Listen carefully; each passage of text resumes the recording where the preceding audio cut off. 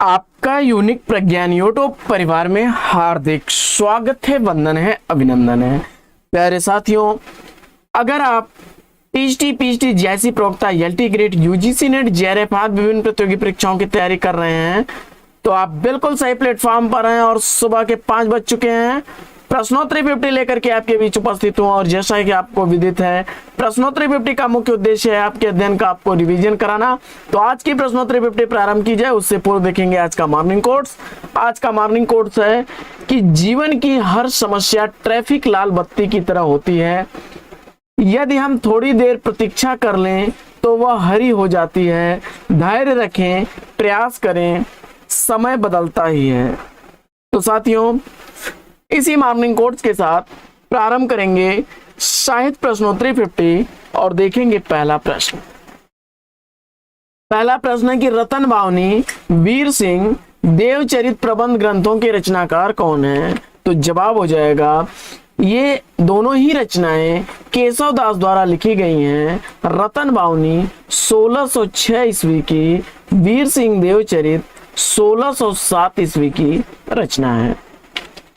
प्रश्न संख्या 2 है साथियों, स्मृतियों की जन्मपत्री डायरी के लेखक कौन है? तो उत्तर मुझे उम्मीद है कि आपने सोच लिया होगा। तो रविंद्र कालिया द्वारा लिखी गई यह रचना 1979 ईस्वी की प्रकाशित डायरी है। अगला प्रश्न है कि रत्नाकर जी से बातचीत 1931 ईस्वी का साक्षात्कार के संपादक कौन है? तो जवाब हो जाएगा बनारसी दास चतुर्वेदी। अगला प्रश्न है कि बादलों में बारूद किस विधा की रचना है? तो बादलों में बारूद मधु कांकरिया द्वारा लिखी गई 2015 ईस्वी की प्रकाशित रचना है और यह यात्रा साहित्य विधा की रचना है। बादलों में बारूद यात्रा साहित्य विधा की रचना है, मधु कांकरिया द्वारा लिखी गई रचना है और 2015 ईस्वी का प्रकाशन काल।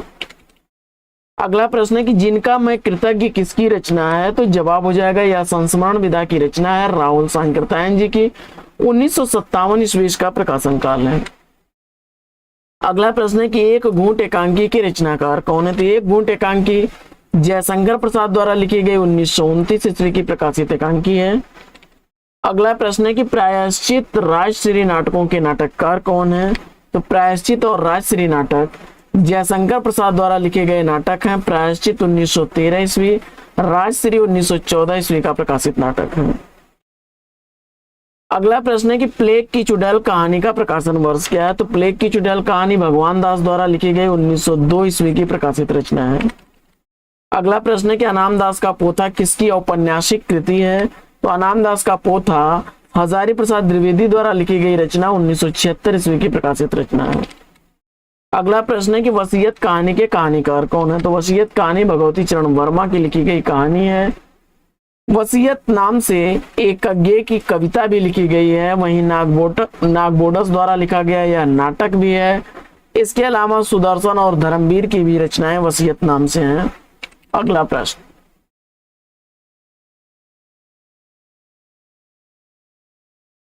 कवियों का परिचय मैंने मिश्र बंधु विनोद से लिया है।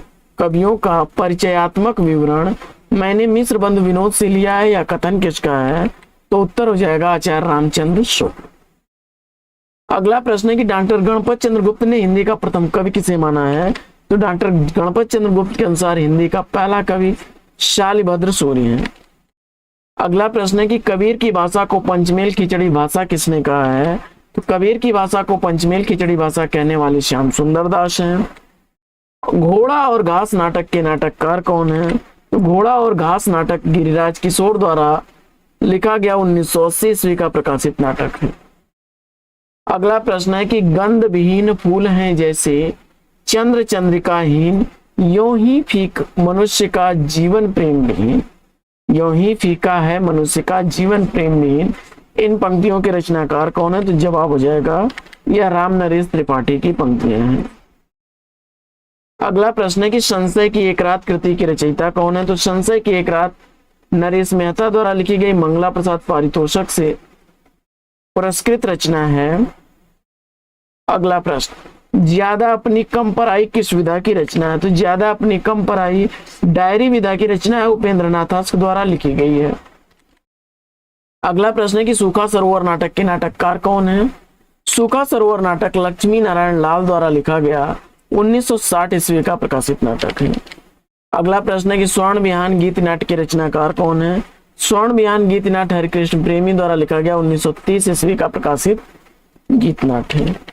अगला प्रश्न है कि खादी के फूल काव्य कृति की रचयिता कौन है? तो खादी के फूल काव्य कृति हरिवंश राय बच्चन की रचना है 1948 ईस्वी की। अगला प्रश्न है कि बंदर सभा किस शैली में लिखी गई कविता है? तो बंदर सभा भारतेंदु हरिश्चंद्र द्वारा लिखी गई पैरोटी विधा की रचना है। अगला प्रश्न है कि ताप के ताए हुए दिन काव्य कृति की रचयिता कौन है? तो ताप के ताए हुए दिन काव्य कृति त्रिलोचन शास्त्री की रचना है 1981 ईस्वी का प्रकाशन काल, साहित्य अकादमी पुरस्कार से पुरस्कृत रचना है। अगला प्रश्न है कि संशय आत्मा काव्य के रचनाकार कौन है?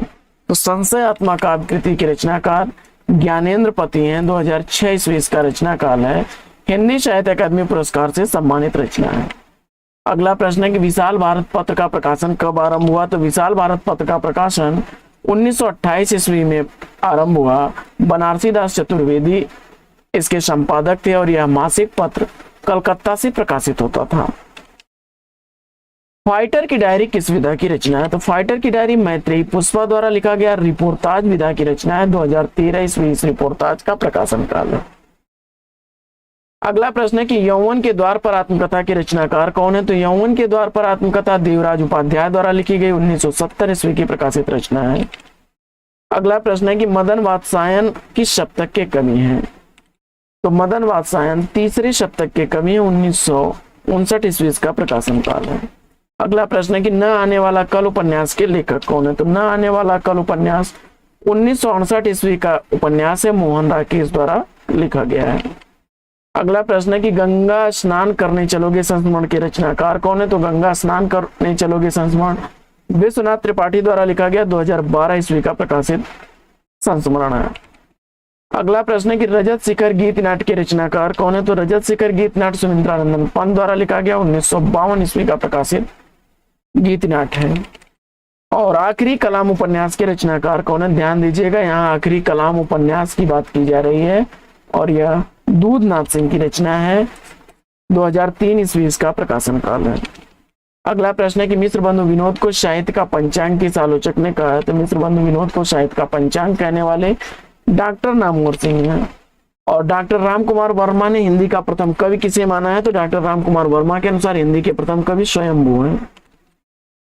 अगला प्रश्न है कि कणापा पांडित्य और कवित्व में बेजोड़ थे, यह कथन किसका है? तो जवाब हो जाएगा राहुल सांकृत्यायन का। अगला प्रश्न है कि डॉक्टर नगेंद्र के अनुसार हिंदी की प्रथम रचना कौन सी है? तो डॉक्टर नगेंद्र के अनुसार हिंदी की प्रथम रचना श्रावकाचार्य है, देवसेन द्वारा लिखी गई है। अगला प्रश्न है कि आक्रोश की भाषा का पहला प्रयोग सरापा में ही दिखाई देता है, यह कथन किसका है?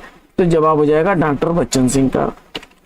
अगला प्रश्न है कि ललिता अरविंद अनुराधा शंकर शेष के किस नाटक के पात्र हैं? तो ललिता अरविंद अनुराधा शंकर शेष द्वारा लिखे गए एक और द्रोणाचार्य के पात्र हैं। अगला प्रश्न है कि सबसे उदास कविता किस विधा की रचना है? तो सबसे उदास कविता स्वदेश दीपक द्वारा लिखा गया नाटक विधा की रचना 1998 ईस्वी का प्रकाशन काल है।